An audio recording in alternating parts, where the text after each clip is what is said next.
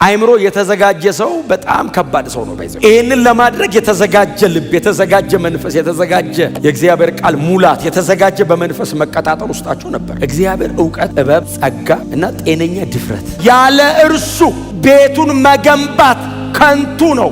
ኢየሱስን ሴንተር ኦፍ ፖይንት ካላረኩት ግን ሁሉም ነገር በእግዚአብሔር ፊት ሲቀርብ በዜሮ ነው የሚባዛው። የምትነግዱ ሰዎች፣ ፕሮፌሽናሊ የምታስተምሩ የምታገለግሉ ሰዎች፣ የተለያየ ስራ የምትሰሩ ኢየሱስን ሕይወታችሁ መካከለኛ አድርጉት። ነገ እግዚአብሔር ዋጋ እንዲሰጣችሁ። ግንበኞች የናቁት ድንጋይ እርሱ የማዕዘን ራስ ሆነ።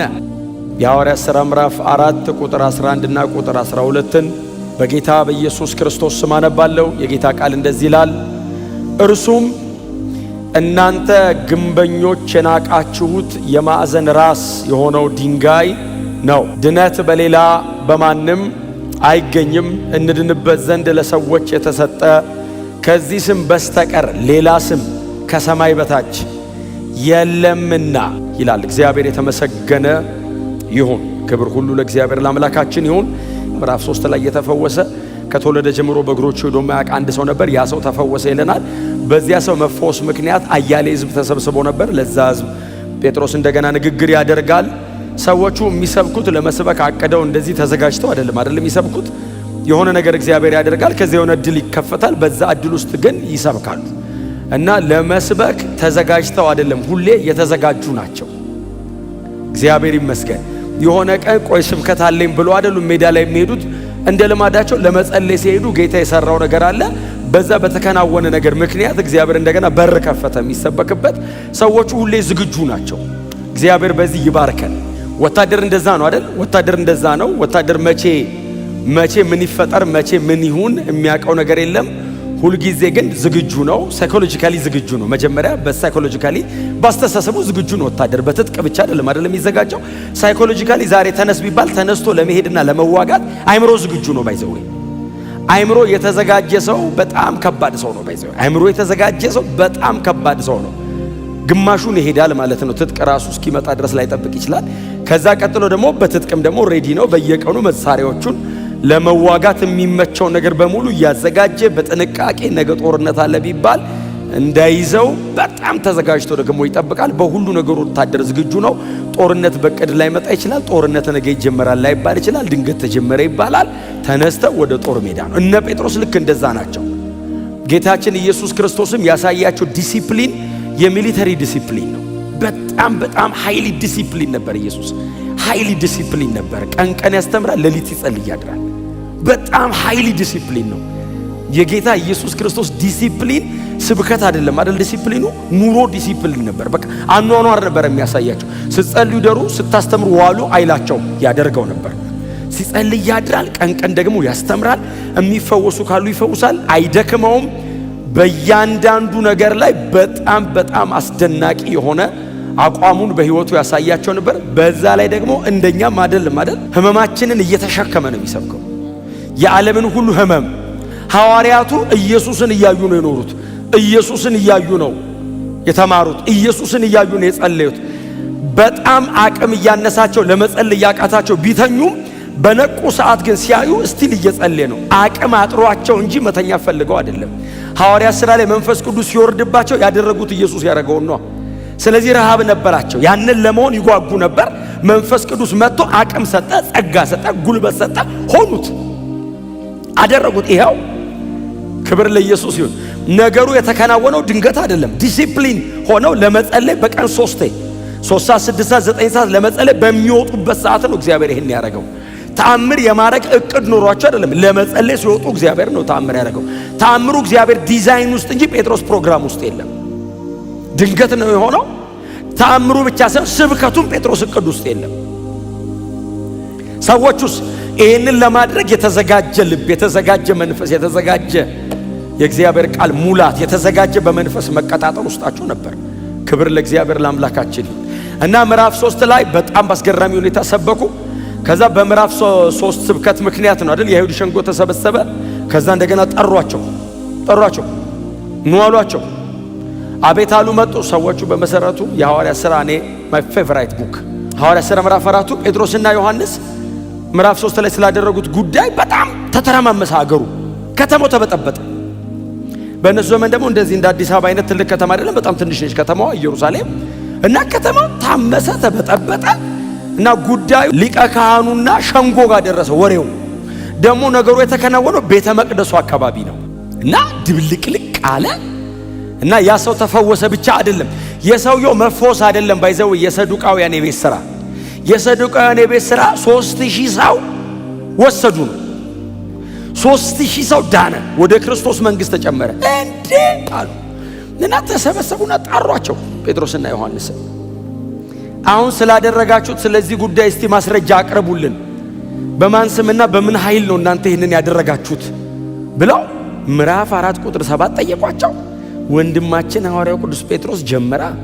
ጴጥሮስ ደግሞ እንኳን በር ከፍተ ሰጥተው የተዘጋ ከፍቶ ይገባል። በጣም ማይቲ ነው ሰውየው።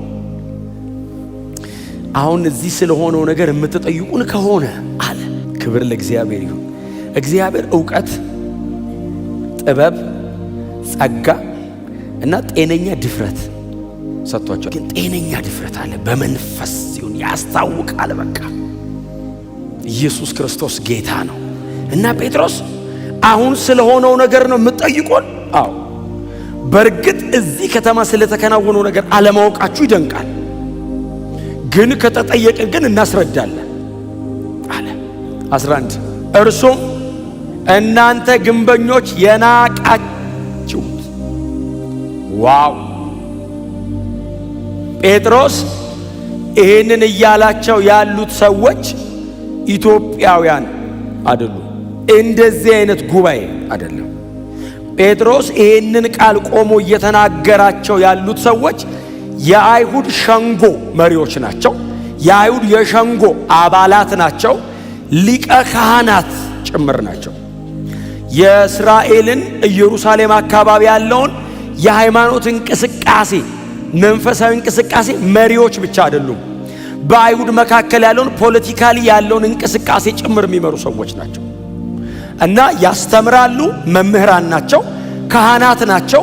ከነሱ አንደበት የሚወጣውን የትኛውንም ነገር ህዝቡ አክብሮ የሚሰማቸው ደግሞ የሸንጎ መሪዎች ጭምር ናቸው። እንደዚህ አላቸው፣ እናንተ ግንበኞች አላቸው። እግዚአብሔር ይሄንን ነገር ለማድረግና ለማከናወን ስልጣን ሰጥቷችሁ ያላችሁ ሰዎች ናችሁ ነው። እናንተ ግንበኞች፣ እየናቃቸው አይደለም፣ እያዋረዳቸው አይደለም፣ ሚስ አርጋችሁታል እያለ ነው እንጂ እናንተ ግንበኞች አድራጊዎች ናችሁ፣ ሰሪዎች ናችሁ። በእግዚአብሔር ርስት ላይ፣ በእግዚአብሔር መንግሥት ላይ፣ በሕዝበ እስራኤል ላይ፣ በኢየሩሳሌም በቤተ መቅደሱ ላይ፣ በዚህ ሕዝብ ላይ እግዚአብሔር በእናንተ በኩል ሊያደርግ መጥቶ ነበር።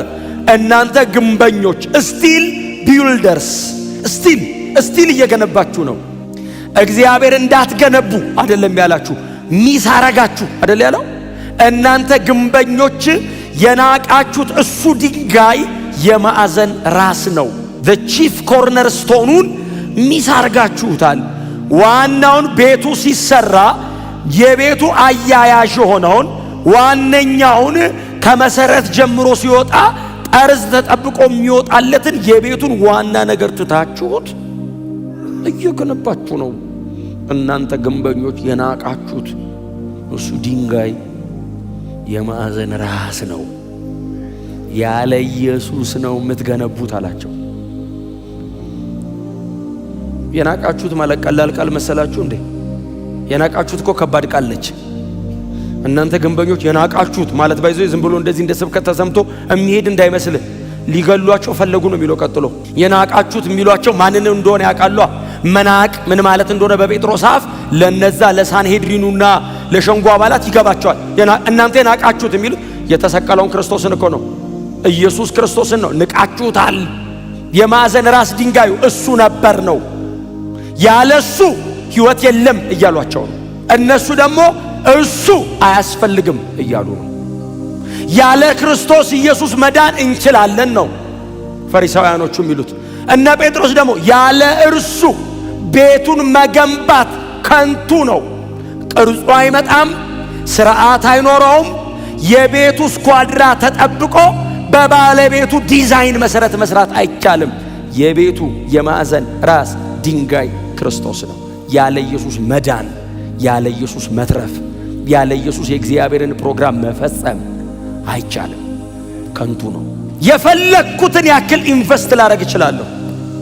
የፈለኩትን ያክል ዕውቀቴን፣ ጉልበቴን፣ ገንዘቤን፣ አቅሜን ልጠቀም እችላለሁ።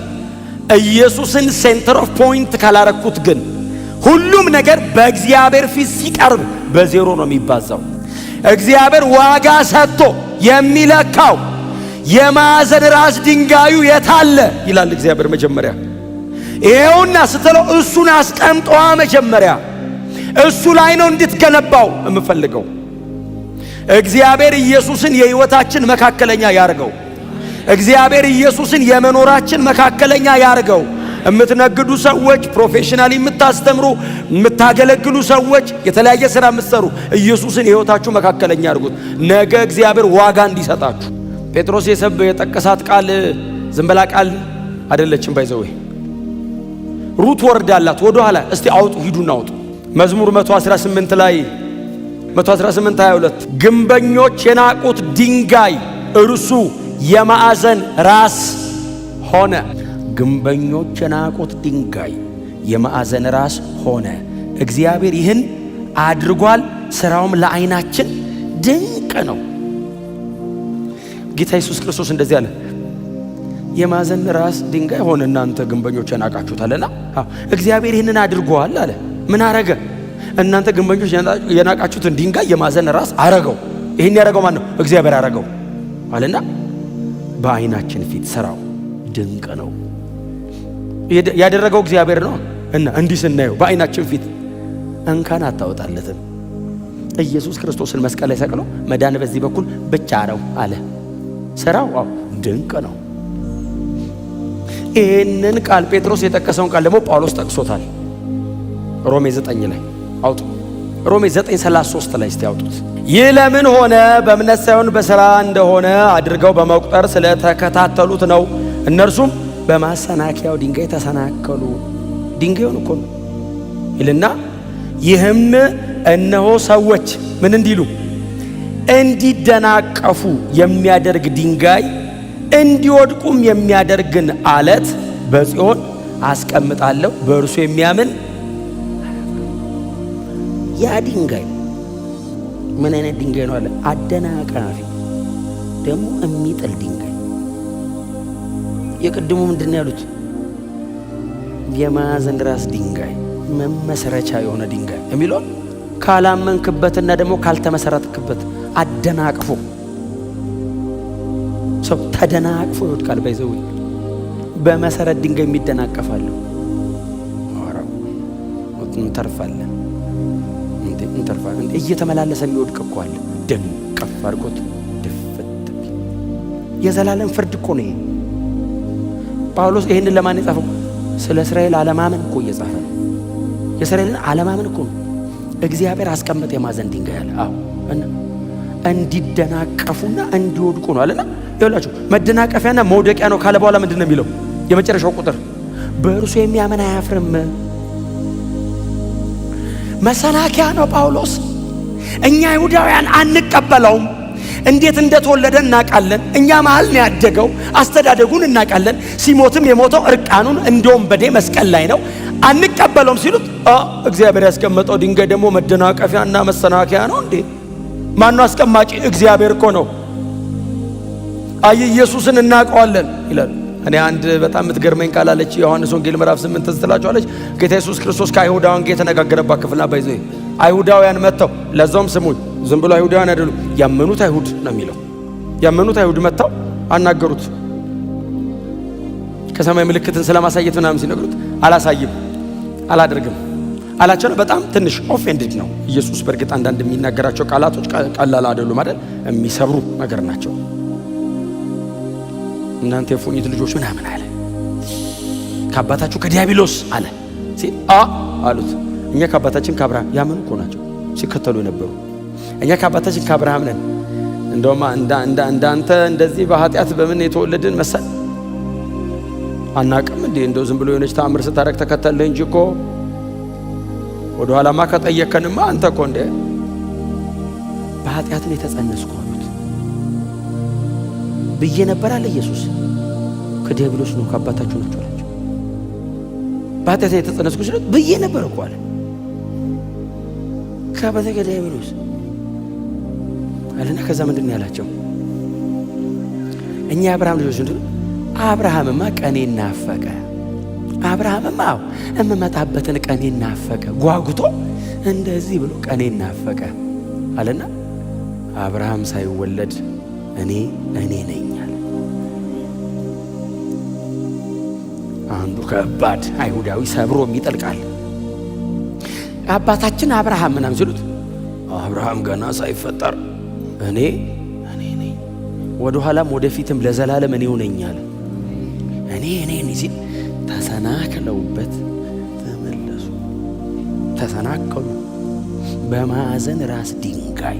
ጳውሎስ እንደዚህ ያለ መደነቃቀፊያና መውደቂያ አለና፣ ግን ከዛ ከሚደናቀፍ ሕዝብ መሃል ደግሞ በእርሱ የሚያምን አለ፣ አያፍርም። እስቲ አሜን በሏ። ክብር ለኢየሱስ ይሁን። እና ጴጥሮስ አንደኛ ጴጥሮስ ምዕራፍ 2 ቁጥር 7 ላይ ጠቅሶታል። እሱን እናንተ ጊዜ ስታገኙ አንብቡት። ጴጥሮስ ይሄንን ሲናገር የአይሁድ ሸንጎ አባላት አዲስ ኪዳን ላይ እየጠቀስናቸውን ነው እንጂ የማያስታውሷቸው የሸንጎ አባላት አንዳንዶቹ እንደው ያውቋቸዋል። ኢየሱስ ሲያስተምር ነበረዋ በአካል። ስለዚህ ማቴዎስ 22ቱን ኢየሱስ ቆሞ ሲናገር አላነበባቸውም ምን ሲል ኦብቪየስሊ እነሱ እያሉ ነው ያለው ኢየሱስ። ያንን ቃል አንብበናል ይሉታል። ስለዚህ በተደጋጋሚ ያነበቡትን የሰሙትን ቃል ጴጥሮስ ደግሞ ፊታቸው ቆሞ ሰበከው። ዛሬ ሆኔ ደግም እናንተ ፊት ቆሞ እየሰበኩት ነው። ከዛ ቁጥር 12 የማዕዘን ራስ ሆነ ካለ በኋላ ቁጥር 12 ምንድን ነው የሚለው? ድነት በሌላ በማንም የለም። ይሄ እኮ የተረጋገጠና የጸና የክርስትና መቆሚያችን። ክብር ለኢየሱስ ይሁን። ድነት በሌላ በማንም። ምን አይነት ሰባኪ ነው ጴጥሮስ? እኛ ጴጥሮስ ያለው ላይ ቆሜ ነው የማወራው። ጴጥሮስ የመጀመሪያ ስብከት ነው ሸንጎ ፊት ድነት በሌላ በማንም አይገኝም ይላል። ጁዳይዘርስ ሕግን በመጠበቅ በተለያየ መንገድ ሪቹዋልስ በምንደጋግመው ስርዓት ሲሉ ኖ ድነት በሌላ ባይዘው አይሁዳውያን ናቸው። ጣዖት አምላኪ አይደሉም። ጣዖት አምላኪ አይደሉም። ከኢየሱስ ውጪ ግን የምንፈጸማቸው ስርዓቶቻችንና የምንጠብቃቸው ሕግጋቶቻችን ያድናሉ ብለው ነው የሚያምኑት። ጴጥሮስ መጣና እንደዚህ እኛማ ማናመልከው ጉድ አለ እንዴ? አሕዛብ ነና። እንጨት ስናመልክ፣ ውሃ ስናመልክ፣ ዛፍ ላይ ስንንጠለጠል፣ ሰው ላይ ስንንጠለጠል፣ ጨርቅ ስናመልክ እማናመልከው ጉድ እኮ የለም። ለአይሁዳዊ ነው ባይዘው ይሄ የተሰበከው። ለእኛማ ተዉት። እኛ ምን ማናመልከው ነገር አለ እንዳልለው እንጂ በእውነት እኮ ነው የምላችሁ። ስዕል ስናመልክ፣ የሆነ ነገር ቀርጸን ስናመልክ በጣም አስተካክለን ቁጭ አድርገን እሰግድለታለሁ እንላለን። አይገባውም ስትለው ያምልኮ አይደለም እንላለን። ምንኛ እንዴ? ለኛማ ይሄ እኮ የኛ ነው። አይሁዳውያን እኮ ያዌን ነው ማመልከው ይልሃል። አንድ አምላክ አለ ኢየሱስ ክርስቶስ የሚባል የለም ይልሃል። አልቀበለውም እና ሕግ እንጠብቃለሁ፣ ስርዓቱን እፈጽምለታለሁ፣ በቀን 3 የማረገውን አረጋለሁ፣ እንበረከካለሁ፣ ድፍት ቀናላል። ጴጥሮስ እንደዚህ ያለ ድነት በሌላ በማንም የለም በምንም የለም። እንድንበት ዘንድ ከሰማይ በታች የተሰጠ አንድ ስም አለ። ጮክ በሉና ኢየሱስ ነው በሉ እስቲ። ኢየሱስ ነው። ክብር ለኢየሱስ ይሁን። ይሄ ስብከት ስሜት አይደለም፣ እውነት ነው።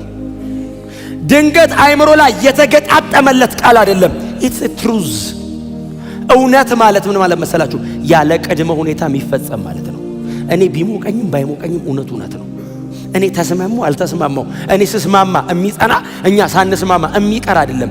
እውነት ማለት ያለ እኔ የቆመ ማለት ነው። እኔ ተስማምቼው እቀጥላለሁ እንጂ ባልስማማ መሆኑ አይቀርም። እግዚአብሔር ነው ያጸደቀው ይሄንን ድነት በሌላ በማንም የለም የሚለውን እውነት ከሰማይ ያጸናው እግዚአብሔር ነው። ዓለም በሙሉ ተሰብስቦ አንቀበልም ቢል ይቀርብናል እንጂ እግዚአብሔር አይቀይረው። እውነት ማለት ያለ ቅድመ ሁኔታ የሚፈጸም ነው። ምናልባት እንደነዚህ አይነት ክፍሎች ሐዋርያት ሥራ ላይ ብዙ አሉ ብናነሳ። የጳውሎስን ብታነሱት ዛሬ ማብቂያ ላይ ኖሮ ይችላል። በጣም ብዙ ሳያፍሩ ቀና ብለው ቆመው በማንም ፊት ሳይሸማቀቁ የሚናገሩት ነገራቸው ጽድቃቸው አይደለም፣ የመጡት መንገድ አይደለም፣ ትጋታቸው አይደለም፣ የኢየሱስ ክርስቶስ አዳኝነት ነው። እንደውም ስለ ወንጌል የሚቀበሉትን መከራ ከሰንሰለቴ በቀር ሁሉ እስኪሉ ድረስ የራሳቸውን ሳይቀላቅሉ ኢየሱስን ብቻ ነው የሰበኩት። ትጋታቸውንም ድካማቸውንም ብርታታቸውንም የከፈሉትንም ዋጋ ወንጌል ላይ ኢቭን ሚክስ አያደርጉ።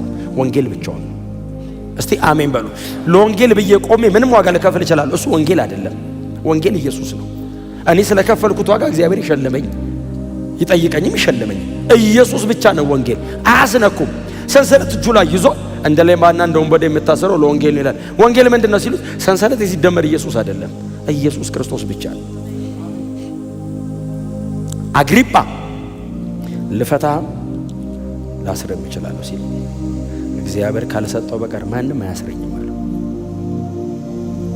he was a king ማንም አያስረኝም አለ እግዚአብሔር ካልፈቀደለት በቀር አለውና፣ ክቡር አግሪጳ ሆይ ኢየሱስ በደማስቆ ተገለጠልኝ፣ እምቢ ልለው አልችልም፣ አይቼዋለሁ።